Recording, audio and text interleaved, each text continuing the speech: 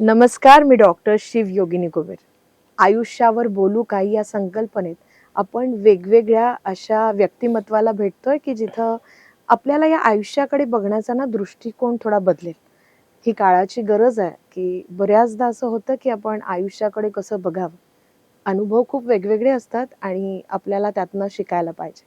आज असंच छानसं व्यक्तिमत्व आपण या प्रवासात आपण असंच छानशा व्यक्तिमत्वाशी आता भेटणार आहोत आणि मी स्टुडिओमध्ये वेलकम करते भाऊसाहेब काळे सरांना. नमस्कार. Sir welcome. I am really happy की आज आपण एका छानशा विषयावर बोलणार आहे. तशी सरांची आणि माझी ओळख खूप जुनी, पण मला असं वाटतं की बऱ्याचदा असे व्यक्तिमत्व ना आपल्याला माहिती नसतात. तर आजच्या या प्रवासात माझा प्रयत्न असणार आहे की तुम्ही आयुष्याकडे बघण्याची एक संकल्पना नव्याने अनुभव करणार आहात. सरांचा जर परिचय द्यायचा झाला तर मला वाटतं की तो खूप मोठा आहे, पण त्यातल्या त्यात मला वाटतं की समाजासाठी खूप काम करणारं व्यक्तिमत्व म्हणून मी सरांना नक्कीच तुमच्यापर्यंत पोहोचवेल. सरांची आभाळ बहुउद्देशीय संस्था आहे, ज्या अंतर्गत खूप वेगवेगळे कामं चालतात आणि मला आवडेल सर की आजच्या या छानशा आपल्या शेअरिंगमध्ये की तुमचा हा प्रवास कसा सुरू झाला. म्हणजे एकतर सुरुवात करेल मी तुमच्या बालपणापासून की सराउंडिंग कसं होतं, कोणत्या फॅमिलीतनं तुम्हाला हा सगळा स्कोप मिळाला, की ही प्रेरणा कुठून मिळाली की आपण समाजासाठी काही केलं पाहिजे. मी तसा मूळ गाव माझं जे आहे पिसादेवी आहेत, की जिथे मी आजही तिथेच राहतो. माझी जन्मभूमी, माझी कर्मभूमी हे मी पिसादेवीच आहे माझी. आणि मी एक सर्वसाधारण शेतकरी कुटुंबातला, वेगवेगळ्या परिस्थिती बघितल्या, गावाकडची परिस्थिती बघितली, शेतकरी कुटुंबात मुलांचं संगोपन कसं होतं ते बघितलं, आईवडिलांनी आमच्यासाठी घेतलेले काबाड कष्ट बघितले, किंवा आईवडिलांनी ज्या परिस्थितीतून आम्हा सर्व भावंडांना लहानाचं मोठं केलं, शिकवलं आणि पुढे आम्हाला आवडेल त्या फील्डमध्ये स्वतःचे उद्योगधंदे उभारण्यासाठी त्यांनी आम्हाला परवानगी दिली, एक जबाबदारी दिली. आणि त्यातनं एक आनंद असा वाटतो की त्यांनी जो, मी असेल, माझी भावंडं असतील, त्यांनी जो विश्वास टाकला होता ना, तो विश्वास सार्थ करण्याचं काम आम्ही सर्व भावंडांनी केलं. आणि अभिमानाची गोष्ट आहे की त्यांना जे अपेक्षित होतं ते आम्ही करत गेलो. खरं तर आजच्या या दिवशी आज माझा भाऊ देखील नाही आहे आणि माझे आईवडील सुद्धा सोबत नाही. खरं तर म्हणतात ना की एका उंचीवरती तुम्ही गेलात की कुणीतरी कौतुकाची थाप देण्यासाठी पाहिजे असतं. ती एक कायम कमतरता, ती उणीव मला वेळोवेळी पदोपदी जाणवते. परंतु परत असं वाटतं की नाही, मी जे काही करतोय, जी काही मला प्रेरणा मिळते नवीन नवीन काम करण्याची, समाजामध्ये वावरताना आईवडिलांची ती शिकवण, ते संस्कार मला आठवत असतात. आणि मला असं वाटतं की हे मी नाही करत आहे, हे खरं तर ते माझ्याकडनं करून घेत आहेत. खरं. आणि त्यामुळे ती उणीव ती माझ्याकडनं ती भरून निघल्या जाते.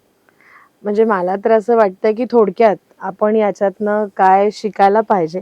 तर माझा जो प्रश्न होता की असं कोणतं सराउंडिंग होतं जिथून इच्छा झाली की आपण सामाजिक कार्य केलं पाहिजे, तर ते पहिलं तर पालकत्वच असतं. जोपर्यंत आपल्याला पालकच ते देणार नाही तोपर्यंत ते होत नाही. कारण आजकाल बऱ्याचदा मी बघते ॲज अ पॅरेंटिंग कोच, मुलांना ना आपलं आपलं करायची सवय लागली आहे. हे माझं, हे शेअर नाही करायचं. पण म्हणजे मला असं वाटतंय की जर सक्सेसफुल व्हायचं आहे आणि जर समाज कार्य करायचं आहे तर खूप मोठा पाठिंबा हा आपल्या पालकांचाच असतो, जसं तुम्ही बोललात. आणि दुसरी स्ट्रेंथ की किती जण हे ऐकत असतील की ज्यांना असं वाटतं की शेतकरी मग पुढे काय होणार. पण हा फॅक्ट आहे की एक इतकं छान सराउंडिंग, एक फार्मर जरी असले तुमच्या फॅमिलीचं सराउंडिंग, तरी तुम्हाला ते फ्रीडम होतं. जसं तुम्ही बोलताना बोललात की कधी रोकटोक नव्हती, जे पाहिजे ते करू दिलं, मिळत गेलं. कधी त्याच्यात आपल्याला असं नाही झालं की मनासारखं करायचं आणि नाही मिळालं. तर मला वाटतं की हे नक्कीच आपण सगळ्यांनी इथून एक टेक अवे नक्कीच घेतला पाहिजे की एखादी गोष्ट जर आज सक्सेस पर्यंत जातीये तर त्याचं मेन कारण आहे की आपल्याला फाउंडेशन कसं मिळालं, आपलं बालपण कसं गेलं. तर आपण ते नक्कीच सरांच्या शेअरिंग मधनं जाणून घेतलं. सर तुमचं शिक्षण काय मराठी माध्यमातनं झालं? माझं शिक्षण, प्राथमिक शिक्षण हे माझं गावची जी शाळा आहे, जिल्हा परिषद शाळा, त्या शाळेत माझं शिक्षण झालंय 1ली ते 7वीचं. त्यानंतर 8वी ते 12वीचं शिक्षण माझं मराठवाडा शिक्षण प्रसारक मंडळाचं जे न्यू हायस्कूल हर्सोला आहे तिथे झालं. आणि नंतर मी ग्रॅज्युएशन केलंय BA मध्ये, जे की गव्हर्नमेंट कॉलेजमध्ये केलंय. त्यामुळे माझं शिक्षण हे सगळं मराठी माध्यमातून झालंय. बरोबर. आणि आजकाल ना बऱ्याचदा पालकांना असं झालंय की सक्सेस मिळवायचं असेल तर आपल्याला भाषेचं काही लिमिटेशन येतं का? तर तुम्हाला काय जाणवतं? असं कधी जाणवलं तुम्हाला? अगोदर खूप वाटायचं असं की आपण मराठी माध्यमाच्या शाळेतनं शिकलोय. हम्म. मला पण एक अभिमानानं आज सांगावंसं वाटेल की मी जिल्हा परिषदच्या शाळेत शिकलो, मराठी शाळेत शिकलोय. परंतु मी आज एक CBSE बोर्डचं इंग्रजी शाळा चालवतोय, वा. की जे आपल्याच भागामध्ये संभाजीनगरच्या बाजूला माझं जे गाव आहे पिसादेवी, तिथे मी AB इंटरनॅशनल स्कूल हे प्री प्रायमरी ते मी 12वी पर्यंत ते स्कूल चालवतोय. त्यामुळे मला भाषेची अशी कधी अडचण आली नाही. हे बघा, तुमची मानसिकता पाहिजे शिकण्याची आणि शिकवण्याची, करण्याची आणि करून घेण्याची. ती मानसिकता आपण जोपासली की सर्व काही तुमचं नीटनेटकं होतं. त्यामुळे भाषा हे एक माध्यम आहे. ठीक आहे, आपल्याकडे थोडंसं इंग्रजीला खूप प्राधान्य दिलं जातं आणि ते दिलंही गेलं पाहिजे, कारण बरोबर.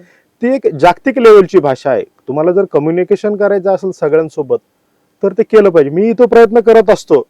ठीक आहे, मी परफेक्ट इंग्लिश बोलू शकत नाही किंवा मला 100% समजत नाही, परंतु मी तो प्रयत्न करत असतो समजून घेण्याचा आणि मला काय पाहिजे ते मी समजावण्याचा प्रयत्न करत असतो. आपल्याला खूप सोप्या पद्धतीने लक्षात आलं ना की भाषा म्हणजे सगळं नाहीये. आज सरांचं एज्युकेशन जरी मराठी माध्यमातून झालं असेल तरी आज एक CBSE स्कूल सर इतक्या वर्षापासनं या संभाजीनगरमध्ये रन करतायत. बेसिकली मला या गोष्टीत खूप प्राऊड फील होत आहे की एक स्वप्न जे आपण बघतो ते पूर्ण होऊ शकतं आणि त्याच्यासाठी एक फाउंडेशन चांगलं पाहिजे. आणि जर ते स्ट्रॉंग असेल तर फक्त भाषा मॅटर नाही करत. मे बी सरांना तेव्हा इच्छा जरी असेल इंग्रजी माध्यमातली, पण आता ते स्वतःच एक शाळा चालवत आहेत आणि खूप वेगवेगळे अनुभव तुम्ही घेत असाल. आता सरांचा प्रवास बघता बघता त्यांच्या लहानपणापासून त्यांच्या शिक्षणापासून आपण त्यांच्या एका छान अचिव्हमेंट पर्यंत आलोय की एक CBSE पॅटर्नची स्कूल सक्सेसफुली इतक्या वर्षापासून चालते. सर, हे सगळ्या प्रवासामध्ये म्हणजे एक झालं शाळेचा प्रवास. बेसिकली मी तुम्हाला जेवढं ओळखते की बाबा तुम्ही सामाजिक क्षेत्रात खूप वेगवेगळी कामं करतात, तर ती जी एक प्रेरणा होती ती बेसिकली तुम्हाला काय वाटतं की कोणीतरी आयडियल होतं का? कधी कधी असतं ना की आपल्यावर असं काही संकट आले तेव्हा कोणी सोबत नव्हतं, मग आपण कोणासाठी तरी उभं राहावं. नेमकं असा काय प्रवास होता तुमचा? आपले आध्यात्मिक प्रवचनातून नेहमी सांगितलं जातं की देणाऱ्याने देत जावं, घेणाऱ्याने घेत जावं, घेता घेता घेणाऱ्याने देणाऱ्याचे हातही घ्यावे. हे तर खरं आपल्या संत महंतांनी सांगितलेलं आहे की ज्यावेळेस माझ्याकडे एखादी गोष्ट नव्हती त्यावेळेस मला ती कोणीतरी उपलब्ध करून दिली. आज माझ्याकडे जे आहे आणि मी ज्यांना ते देऊ शकतो ते मी दिलं पाहिजे, की यातनंच एक समाज कार्याची गोडी निर्माण झाली, आवड निर्माण झाली. आणि मी तर एक काय म्हणतात ना, एक छोटासा कण आहे ह्या बाबतीत, की कुणाला मदत करत असताना. खूप मोठी मोठी उदाहरणं आहे आपल्या भारतभरात की जे खूप चांगल्या प्रकारे सोशल वर्क करतात. बरोबर. म्हणजे मला असं वाटतंय की तुमच्या या प्रवासात जे मला सगळ्यांपर्यंत शेअर करायचं आहे की तुमच्या आयुष्यातनं आम्हाला काय शिकायला मिळतंय, तर ज्यांनी आपल्याला मदत केली त्याचं रिटर्न आपण केलं पाहिजे, त्याचं अगदी एक बरोबर. बॅलन्सिंग झालं पाहिजे. आणि मला वाटतं हाच निसर्गाचा पण नियम आहे. म्हणजे निसर्गाला जेव्हा आपण एक बी देतो ना, तो रिटर्न मध्ये 1000 देतो. अगदी बरोबर. मग मला वाटतंय की हे ग्रॅटिट्यूड आहे की आपल्याला कोणीतरी हेल्प केली होती आणि त्यामुळे आपल्याला अशी एक भावना तयार झाली. तर तुमचे जे जे काही समाजकार्य आहेत वेगवेगळे, त्यात मला अगदी जे स्पेसिफिकली असं वाटतं की तुमची गावाबद्दलची ओढी खूप आहे. तुम्हाला असं ते माझं गाव ते खूप पुढे गेलं पाहिजे. कारण या प्रवासामध्ये काय आहे ना की समाजकार्य सगळे करतात, पण त्यातल्या त्यात आपण ज्या मातीत जन्माला आलो तिथलं एक ऋण वेगळं असतं, तिथलं कनेक्शन वेगळं असतं. म्हणजे तुम्ही ही शाळा एका खूप वेगळ्या ठिकाणी पण करू शकला असतात, पण तुमचा तो एक कुठेतरी उद्देश होता की आपल्याच जवळ म्हणजे त्या मुलांना पण सोय व्हावी. तर या सगळ्या याच्यामध्ये त्या मातीसोबतचं काय कनेक्शन आहे आणि बेसिकली या समाजकार्यामध्ये तुमचे पुढच्या काय काय वाटचाली आहेत? मी खरं तर याला समाजकार्य म्हणणारच नाही. काय असतं ना की आपण जीवन जगत असताना चांगल्या गोष्टी करत जायच्या. आणि हा जो शाळेचा विषय म्हटले तुम्ही, की आभाळ बहुउद्देशीय संस्थेअंतर्गत जी आपण शाळा चालवतो, खरं तर, आणि तुम्ही अजून एक विषय काढला की भाषेचा, की काय होतं की ज्यावेळेस माझी मुलं छोटी होती, म्हणजे तो विषय आहे 2009 आणि 10चा, आणि त्यावेळेस संभाजीनगरमध्ये खूप कमी प्रमाणात सीबीएसई बोर्डच्या स्कूल होतात किंवा इंग्रजी माध्यमाच्या शाळा होतात. तर त्यावेळेस मी माझ्या मुलीचं ऍडमिशन घेण्यासाठी SBO शाळेत गेलो होतो. पण तिथे गेल्यावरती असं कळालं की त्यांच्याकडे फक्त 200च ऍडमिशन असतात, त्याच्यावरती ते देत नाहीत. मग मला कुठेतरी ते त्याची खंत वाटली, अरे शिक्षण घेण्यासाठी लिमिटेशन नकोय. मग माझ्यासारखे अनेक पालक असतील की त्यांना सुद्धा मुलांना शाळेत शिकवायचं असेल, इंग्रजी माध्यमाच्या शाळेत शिकवायचं असेल, परंतु ते त्यांना माहिती नसतं अगोदरच की प्रोसेस काय आहे ऍडमिशनची, कधी ऍडमिशन सुरू होतात, कधी संपतात. ग्रामीण भागामध्ये कसं होतं की जनरली जूनमध्ये ऍडमिशनची लगबग चालू होते, शाळा शोधणं आणि ऍडमिशन घेणं. मग त्या काळात मीही तसाच गेलो होतो, मला तिथं मुलांसाठी ऍडमिशन नाही मिळाले. परंतु मला असं वाटलं की मग का नाही आपणच आपल्या भागामध्ये, आपल्या गावामध्ये आपल्या मुलांसाठी एखादी चांगली शाळा चालू करायची इंग्रजी माध्यमाची. तेव्हा परिस्थिती खूप अशी काही चांगली नव्हती की आपण शाळा उभारू आणि ती चालवू.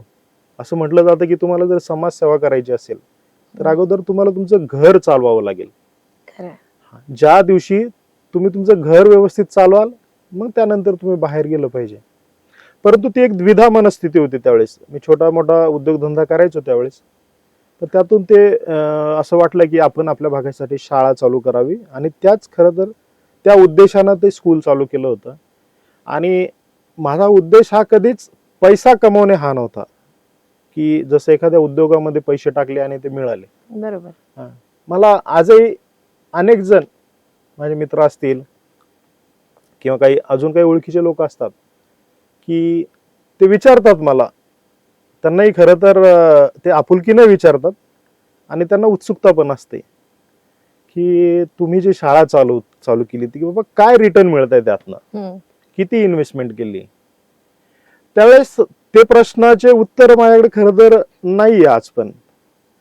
कारण मी जसं रिअल इस्टेटमध्ये काम करतो, तेवढ्या प्रमाणात जर तो पैसा, ती इन्व्हेस्टमेंट मी माझ्या उद्योगात, दुसऱ्या उद्योगात केली असती तर मला खूप चांगले रिटर्न मिळाले असते. साहजिक आहे. हा, परंतु माझी जी आवड होती, माझं जे ध्येय होतं ते पूर्ण करण्यासाठी मी त्या रिटर्न्स कडे कधीच नाही बघितलं. आणि माझे मित्र सुद्धा ते कबूल करतात की अरे बाबा तू याच्याऐवजी हा दुसरा व्यवसाय केला असता तुला खूप सारे पैसे मिळाले असते. पण मी एकच सांगतो त्यांना, मला तो आनंद मिळाला नसता, मला ते समाधान मिळालं नसतं. आणि मला पैशापेक्षा माणसं महत्वाची आहे, मला तो आनंद महत्वाचा आहे आणि ते समाधान महत्वाचं आहे, म्हणून मी हे सगळं करत असतो. बरोबर. म्हणजे तुमच्या समाज कार्याचाच मला वाटतं की एक पार्ट म्हणजे ही शाळा उभारणं आहे. आणि जसं मी म्हणलं की त्या मातीशी कनेक्शन आहेत तुमचे, तर म्हणजे अगदी तुम्ही त्या गावातच लहानाचे मोठे झालात. मग अशा कोणत्या कोणत्या लेवलवर तुम्हाला समाज कार्यासाठी, जसं तुम्ही म्हणलं की समाज कार्य मला म्हणायचंच नाहीये, ते गावच तुमचं आहे, पण कोणत्या कोणत्या वेनी तुम्ही आतापर्यंत तुमचा एक मीडिएटर म्हणून रोल निभावलाय, किंवा असं तुम्हाला वाटतं की हा ही गोष्ट करून घेतली असेल त्या निसर्गाने म्हणा, किंवा तुम्ही माध्यम बनलात, असे कोणते कोणते कामं होते आतापर्यंत? मी लहानपणापासून तसा सोशलच. मला आठवतंय की जिल्हा परिषद शाळेत मी शिकत असताना बऱ्यापैकी मी शाळा सांभाळायचो. म्हणजे ते सकाळची जो प्रार्थना असायची आणि तिथे ती ऑर्डर द्यायची असते ना, ती ऑर्डर मी द्यायचो. तर त्यामुळे मला वाटायचं नेहमी की अरे आपण काहीतरी वेगळे आहोत. छोटस तोडकं मोडकं भाषण 15 ऑगस्ट असेल, 26 जानेवारी असेल, किंवा एखादं सूत्रसंचालनाची जर मला संधी मिळाली तर मी ती करत असत. आणि गावातली जी काही ज्येष्ठ मंडळी होती, जसं आज आमचं पिसादेवी गाव राहिलंच नाही खरं तर. पिसादेवी एक खरं तर निमशहरी झालेला आहे. परंतु 25 वर्षापूर्वीचा काळ हा वेगळा होता. एक अस्सल ग्रामीण भाग, शेती उद्योग, दुग्ध व्यवसाय, भाजीपाला व्यवसाय, हेच व्यवसाय चालायचे. बरोबर. आमचं एक साधारण 1300-1400 लोकसंख्येचं हे गाव. आणि त्या लोकांमध्ये, त्या मातीमध्ये माझी जडणघडण झाली. आणि त्यावेळेसच्या लोकांचा भाव हा एकमेकांना मदत करण्याचा असायचा. पैसा हा विषय नव्हता, तो नगण्य असायचा. बरोबर. म्हणजे प्रत्येक जण एकमेकांना सांभाळून घ्यायचे. कोणाला मदत करायची असेल, सुख असेल, दुःख असेल, तर ते एकमेकांप्रती असलेला आदर, आणि आदर हा भीतीयुक्त होता खरं तर. म्हणजे आजकाल म्हणतो आपण की मुलांना भीती राहिली नाहीये, मुलं आदर करत नाही, परंतु त्यावेळेस तो होता आमच्याकडे कुठेतरी. ठीक आहे, आमच्याकडं नसेल, त्यावेळेसच्या लोकांकडे पुरेसा पैसा नसेल, पुरेसा भौतिक सुखसुविधा नसेल, परंतु त्यांच्याकडे होतं तो आनंद आणि तो समाधान होतं.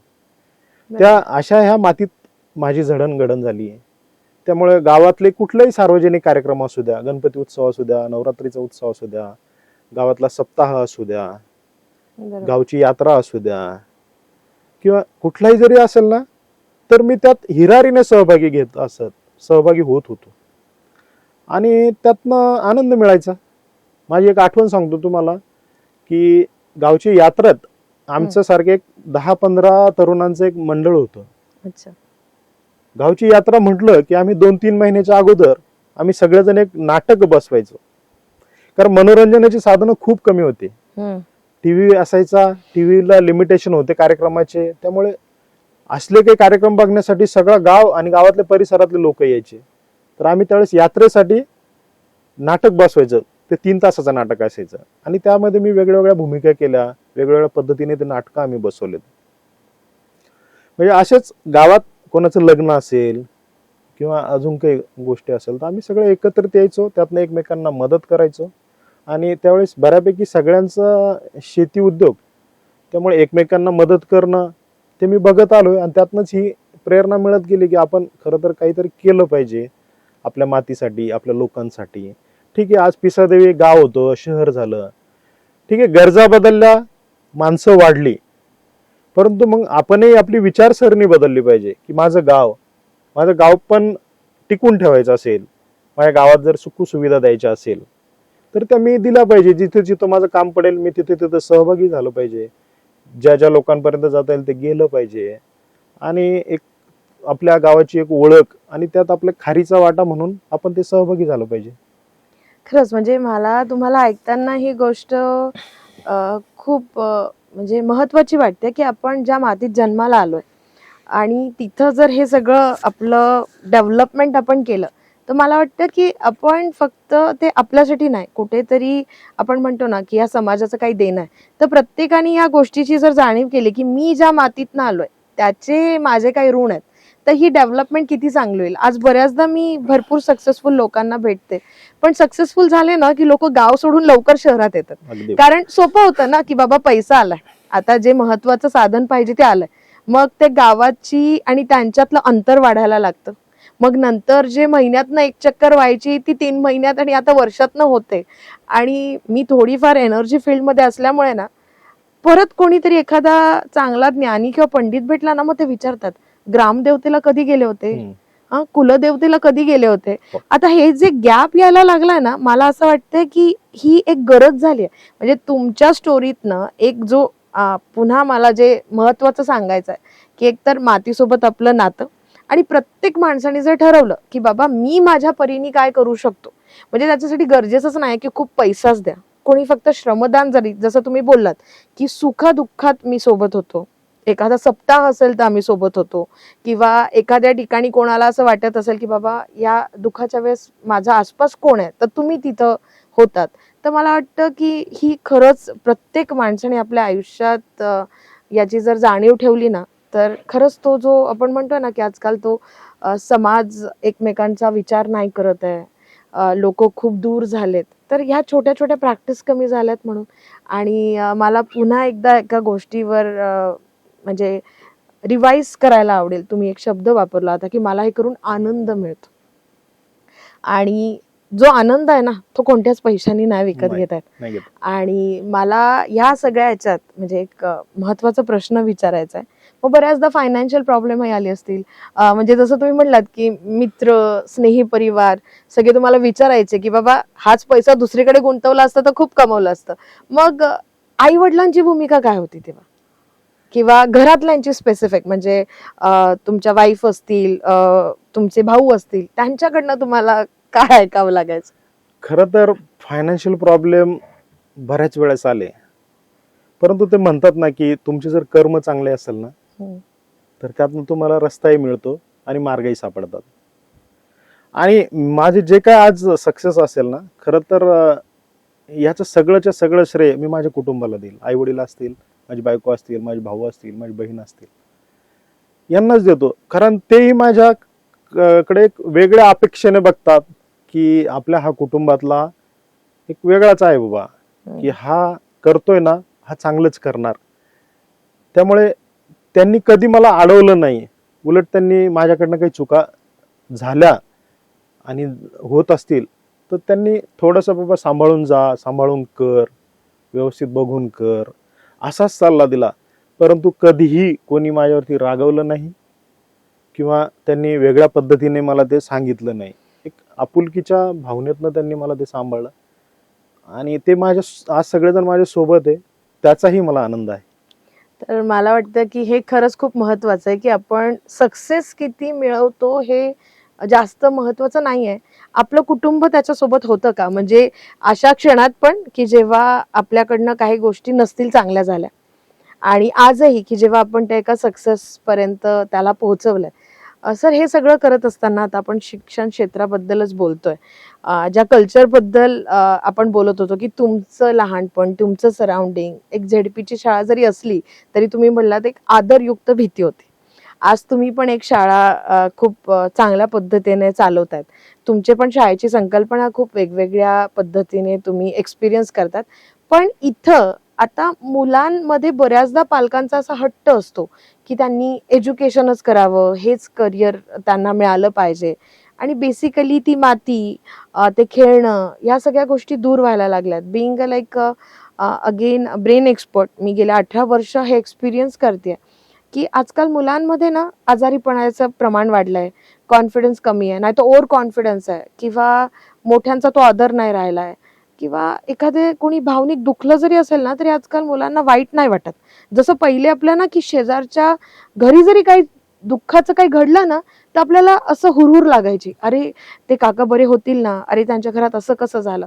आजकाल घराघरात पण नाही होत. तर मग ह्याबद्दल तुमचं काय ओपिनियन? खरंच हा विषय खूप मोठा आहे बरं का. आजकाल काय झालं, पालकांची मानसिकता, पालक काय बघतात तर एक चांगली शाळा, मोठी शाळा, आणि मुलांनी फक्त अभ्यास करावा, एवढ्याच तक्रारी असतात पालकांच्या. कारण मीही माझ्या शाळेत दर महिन्याला मीटिंग घेतो पालकांची, आणि मी मुद्दामून त्या दिवशी हजर असतो त्या मीटिंगला. भले काही जरी काम असेल तर मी थांबतो. परंतु ते येतात ना पालक, तर त्या दिवशी ते फक्त म्हणतात की हा घरी अभ्यास करत नाही, अभ्यास करत नाही. मी त्यांना सांगतो का, अरे बाबा तुम्ही त्याच्या अभ्यासाच्याच का मागे लागतात? फक्त अभ्यास म्हणजे सर्वस्व आहे का? त्याला कधी तुम्ही खेळू देता का? त्याच्याशी मनसोक्त गप्पा मारतात का? तर पालक म्हणतात नाही, आम्ही आमच्या कामात असतो, तो त्याचा अभ्यास करतो किंवा तो मोबाईलच बघतो. आणि आजकाल पालकांच्या तोंडून ना एक शब्द यायला लागला बघा, की तो डिप्रेशन मध्ये चाललाय. अगदी छोटे छोटे मुलांचे पालक सुद्धा येतात की मुलं डिप्रेशन. हा शब्द आलाच कुठून? बरोबर. आपण आपल्या लहानपणी एखादी चुकी केली तर आई वडील आपल्याला मारायचे, म्हणजे बदलून काढायचे अक्षरशः, तरी आपण दुसऱ्या मिनिटात चांगलं व्हायचो. परंतु आजकाल काय झालं, मुलांना रागवलं की मुलं ती चिडचिड करायला लागतात. खरं तर मला असं वाटतं की हा दोष आपल्या शिक्षण पद्धतीचाही असावा आणि तो आपलाही असावा कुठेतरी. आई वडील म्हणून असेल किंवा शिक्षक म्हणून असेल, आपण फक्त आणि फक्त टार्गेट करतोय की मुलांनी चांगलं शिकलं पाहिजे, परंतु त्याला आपण खेळायला वेळ देत नाही, त्याची शारीरिक क्षमता बघत नाही, त्याची मानसिक क्षमता बघत नाही. ते जर बघितलं आपण तर नक्कीच हे बघा, प्रत्येक मुलामध्ये काही ना काही चांगल्या गोष्टी असतात. आणि दुसऱ्याच्या मुलांनी जे केलं ते माझ्या मुलांनी करेल किंवा करावं, हा आग्रह तर खरंच पालकांनी सुद्धा करू नये. बरोबर. की प्रत्येकाच्या क्षमता वेगळ्या वेगळ्या आहे, परंतु तुम्ही शिक्षणासोबत त्याला त्याचं मानसिकता आणि त्याची शारीरिक क्षमता वाढवा, तो त्याच्या आयुष्यामध्ये सक्सेस होईल. तर आपला हा विषय खूपच छान निघालाय, पण आपण जसं याच्या आधी पण शेअरिंग करत होतो आणि मला तो उपक्रम तुमचा खूपच छान वाटला की आता तुम्ही रिसेंटली एक खूप चांगला उपक्रम घेतायत याच विषयावर. तर मला सगळ्यांना आणि पालकांनाही सांगायला आवडेल की माझा जो इतक्या वर्षाचा स्टडी आहे त्याला मी अगदी काही मोजक्या शब्दात सांगू ना तर मुलांचं ना कुठेतरी शारीरिक श्रम कमी झालेत, मुलांचा त्या मातीशी कनेक्शन कमी झालेत, कुठेतरी आपण मुलांना खूप असं टेक्नॉलॉजीशी कनेक्ट करतोय. यासाठी कुठेतरी वेगवेगळे जोपर्यंत उपक्रम नाही घेतले जाणार तोपर्यंत मला वाटतं की आपल्याला मुलांनाही मदत नाही करता येणार. आपण आज एखाद्याला फक्त कितीही सांगितलं की बाळा तू हे केलं पाहिजे, पण त्याचे ना सध्या लिसनिंग स्किलच पुअर झालेत, त्याला ऐकूनच नाही घ्यायचं. तर मला त्या उपक्रमाविषयी जाणून घ्यायला आवडेल की आपण जो आता एक नवीन उपक्रम घेतोय ज्याच्यात मला वाटतंय की सगळेजण सहभागी होऊ शकतात, हो. तर त्याच्या मागची तुमची संकल्पना काय होती, कुठून हा विचार आला? आणि मला तर असं वाटतंय की हा उपक्रम फक्त पिसादेवीतच नाही तर अख्ख्या संभाजीनगरमध्येच पहिल्यांदा होतोय असं माझ्या नॉलेजनुसार तरी वाटतंय. आणि हा सतत पण झाला पाहिजे, पण त्याची सुरुवात तुम्ही करतायत. तर मला आवडेल की आपण सगळ्यांना त्याच्याबद्दल जर शेअरिंग केलं तर आणखीन लोक पण त्याचा पार्ट बनू शकतील. मी आत्ताच जे तुम्हाला बोललो की मुलांची बौद्धिक क्षमता चांगली होते, परंतु त्याची शारीरिक आणि मानसिक क्षमता खरंच कमी झाली. आज मी माझ्या मुलांवरतून बघतोय की माझ्या मुलीला सुद्धा चष्मा आहे आणि मुलाला सुद्धा चष्मा आहे, आणि मी आज वयाची 45 कंप्लीट करतो परंतु मला चष्मा नाही, मी तसंही वाचू शकतो. म्हणजे आमच्या लहानपणी जे आम्हाला खेळायला भेटलं, जे मुक्त संचार आम्ही केला, मग ते खाद्य असू द्या आपलं किंवा खेळणं असू द्या, ते आम्हाला मिळालंय.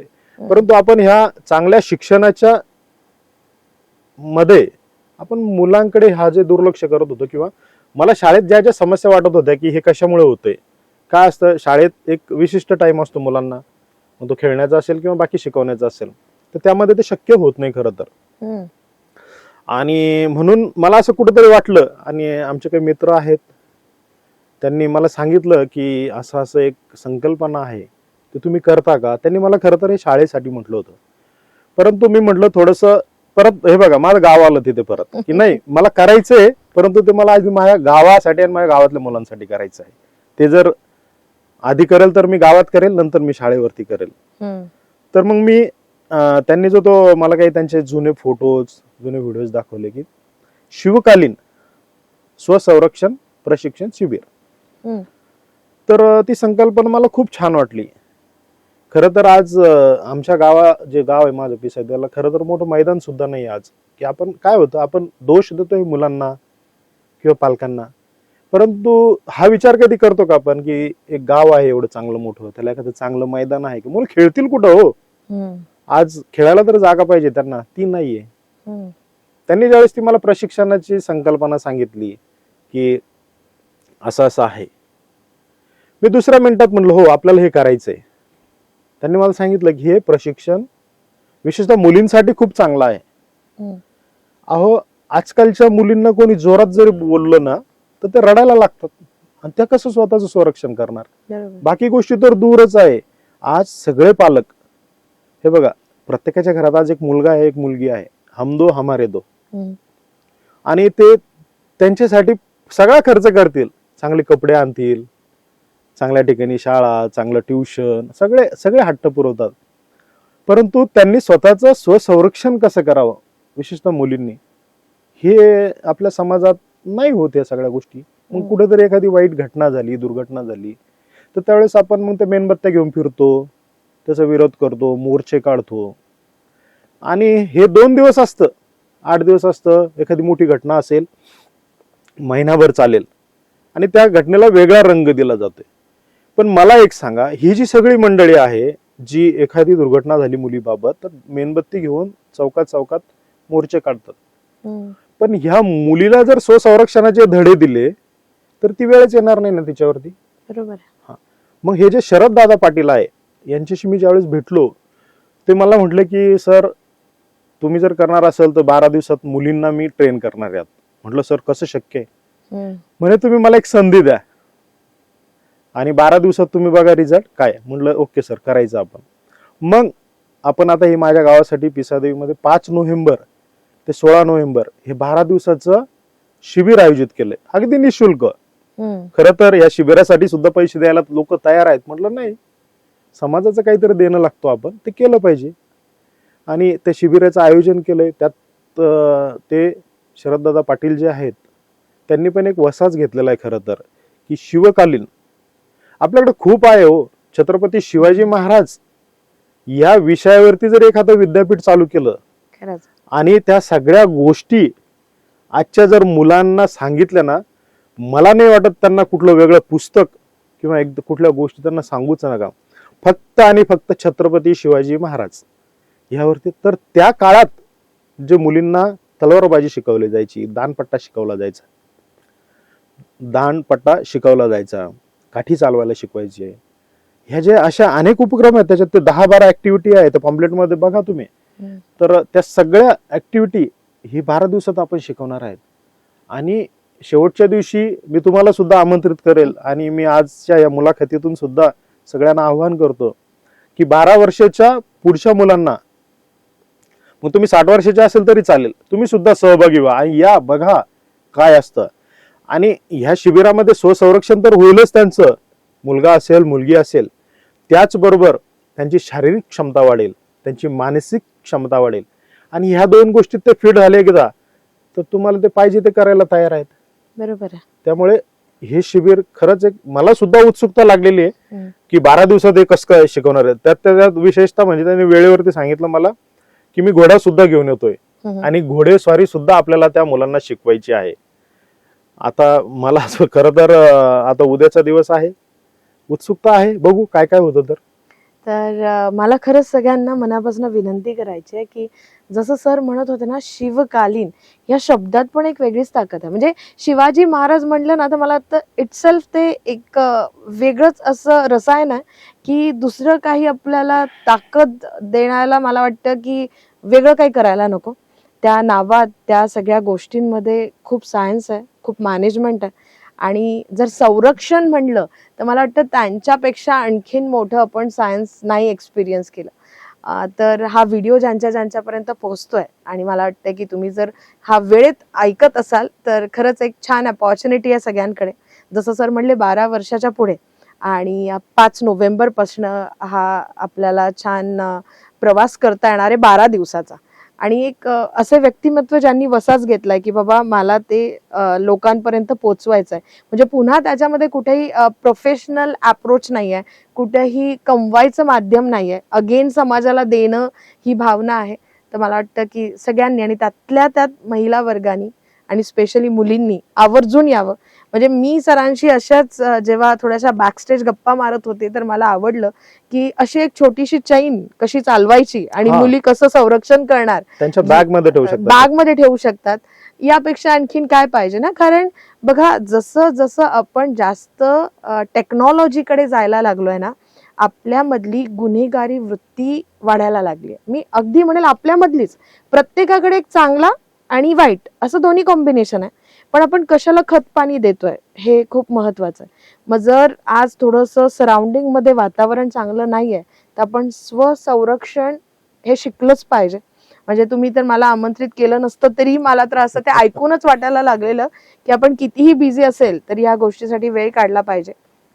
तर खरंच इतका सुंदर एक 12 दिवसांचा प्रवास जिथं मला वाटतं सकाळी 5 ते 7 आणि पुन्हा संध्याकाळी 5 ते 7 अशी वेळ आहे. तुम्ही संभाजीनगरच्या कोणत्याही कोपऱ्यात असाल, मला वाटतं एवढा वेळ तर आपण काढायला हवा. आणि पिसादेवी या ठिकाणी होत आहे. सोबतच तुम्हाला डिटेलही खाली व्हिडिओवर अवेलेबल होत असेल, तिथं तुम्ही नक्कीच संपर्क साधा. आणि जर हा व्हिडिओ तुम्ही नंतर बघतायत आणि तुम्हाला वाटतंय की आता ही वेळ निघून गेली आहे आणि तुम्ही आम्हाला या मुलाखतीतनं ऐकतायत तर मला वाटतं की हरकत नाही, असे प्रवास होत राहतील. ही सुरुवात आहे. पण मला वाटतंय की परत ज्यांनी ऐकलंय त्यांनी वाट नको बघायला, तुम्ही नक्कीच याचा पार्ट बना.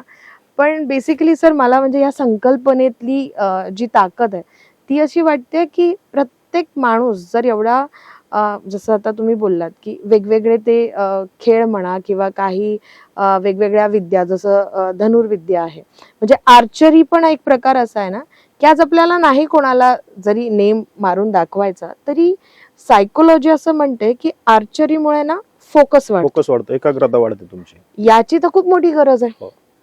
आणि तो जो कॉन्फिडन्स आहे तो ह्या सगळ्या गोष्टीतनं बिल्ड होणार आहे. तर हे खूप मिसिंग झालंय आजकाल. म्हणजे शिक्षण पद्धतीमुळे म्हणा जसं तुम्ही म्हणलेत किंवा मग असे काही सोशल कार्यक्रम नाही होत आहेत, जे आता मला वाटतं अशा माध्यमातून अजून पुढे व्हावे तुमच्या मार्फत किंवा आणखीन काही वेगवेगळ्या उद्देशाने. पण खरंच म्हणजे मी तुम्हाला अगदी मनापासून थँक्स म्हणेल, कारण मी इतक्या वर्षापासून एज्युकेशन फील्डशी कनेक्टेड आहे, पण मला पण हा उपक्रम खूप छान आणि युनिक वाटतोय. तर नक्कीच माझी रिक्वेस्ट आहे तुमच्या सगळ्यांना की तुम्ही या उपक्रमाचा पार्ट बना आणि पूर्ण कुटुंबच जाना.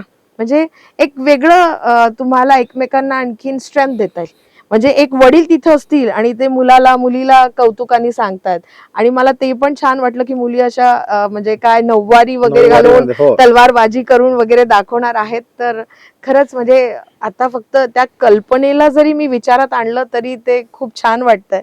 तर आपण मिळून ह्या म्हणजे इव्हेंटला सक्सेसफुल बनवूयात. आणि सर सोबत ह्या सगळं करत असताना तुम्हाला असं कधी असं वाटत नाही का की आपण एवढं करतोय काम आणि अशा सोबत बऱ्याचदा कुठेतरी सराउंडिंग मधनं सपोर्ट नाही मिळाला किंवा चांगलं काम जरी असेल तरी कुठेतरी कोणाचा विरोध होतो, असं असं कधी जाणवलं का? मग तुम्ही ते मात करता? कधीच नाही. हे बघा, तुम्ही जेव्हा जेव्हा चांगलं कामं कराल ना, खूप लोकांच्या मनात आहे या गोष्टी की केलं पाहिजे. ते बघा, एक मी नेहमी माझ्या शाळेतल्या शिक्षकांना सुद्धा एक उदाहरण देतो की जसं आपण पॉपकॉर्न खायला जातो, पहिलं एक पॉपकॉर्न उडतं बघा, आणि नंतर मग बघा पटापट पटापट उडायला लागतं, त्यांनी सगळं पॉपकॉर्न तयार होतं. तर ही माणसाची सायकोलॉजी आहे. कुणीतरी पुढाकार घेणं गरजेचं आहे, आणि तुम्ही जर पुढाकार घेतला तर तुम्हाला सपोर्ट करणारे हजारो लोक, हजारो हात तुम्हाला मिळणार आहे. त्यामुळे हे अशी कामं करताना खरंच मला सगळ्यांचा सपोर्ट मिळतो. म्हणजे त्याचं एक उदाहरण सांगायचं तर आम्ही मध्यंतरी एक ATH नावाचा ग्रुप तयार केला होता आमच्या मित्रांनी, ज्यामध्ये आम्ही 10-15 जण होतो. आणि काही नाही, आमच्यातला एक मित्र म्हणे की आपल्याला झाडं लावायची पिसादेवीमध्ये. तर आम्ही सगळे तयार झालो. आणि तुम्ही आज जर पिसादेवीला गेले तर गावचा पूल ते जिल्हा परिषद शाळा, तिथे जवळजवळ 2000 झाडं, की जे आज त्याचं वय असेल जवळजवळ 8 ते 9 वर्ष, आणि त्याची उंची झाली असेल 20 ते 25 फूट. करतात सगळेजण, तयार आहे. पुढाकार घेणं गरजेचं आहे, त्यामुळे होतं सगळं. सगळ्यात मला आवडणारी गोष्ट की जेव्हा आपण एखाद्या समाज कार्यासाठी पुढे येतो तर कोणी पण तुम्हाला आतापर्यंत असं खूप अपोज केलंय अशा कोणत्या पण, मला वाटतं की तुमच्याकडे काही मेमरीज नाही आहेत, तर ती त्यातल्या त्यात तुमचा मला वाटतं की प्रवास असाच असणार आहे की जेव्हा आपण कम्प्लीट देतो ना मनापासून, आपला काय असा पर्सनल उद्देश नसतो, तेव्हा आपोआपच आपल्याला अशी साथ मिळते. तर खूपच म्हणजे छान वाटतंय मला तुमच्या आयुष्यावर ज्या काही छोट्या छोट्या घटनांना आम्हाला समजतंय की चॅलेंज येतात, ठीक आहे, नेहमीच पैशाकडे पण बघायचं नसतं. पण आज हे तुम्हाला प्राऊड फील होतच असणार आहे ना की जेव्हा शाळा सुरू करतानाच्या अडचणी आणि आज ज्या लेवलवर शाळा काम करते, किंवा पहिले तुम्ही फक्त सप्ताहाला मदत केली किंवा गावात सुखदुःखासाठी गेलात, आज तुम्ही खूप वेगवेगळ्या कामात खूप सहज जात असाल की एखाद्याला काही मदत असेल कोणत्याही लेवलची, तर तुम्ही ज्या पद्धतीने अचीव केली आहे, मला वाटतं की हा प्रवास खरंच सगळ्यांसाठी इन्स्पायरिंग आहे. आणि यातनं प्रत्येक जण आपला एक खारीचा वाटा नक्कीच निभावू शकतो. आणि आत्ताचा उपक्रम तर मला खरंच खूप छान वाटतोय की खूप वेगळ्या संकल्पनेतनं तो एका चांगल्या मार्गाकडे घेऊन जातोय. जेव्हा पालकांना कळणार आहे की ह्या 12 दिवसाच्या शिबिरामुळे त्याच्यात असणारी भीती निघून गेली आहे, कॉन्फिडन्स वाढलाय, त्याचे पेशन्स वाढलेत, या गोष्टी या सगळ्या ऍक्टिव्हिटी शिवाय शक्य नाहीये.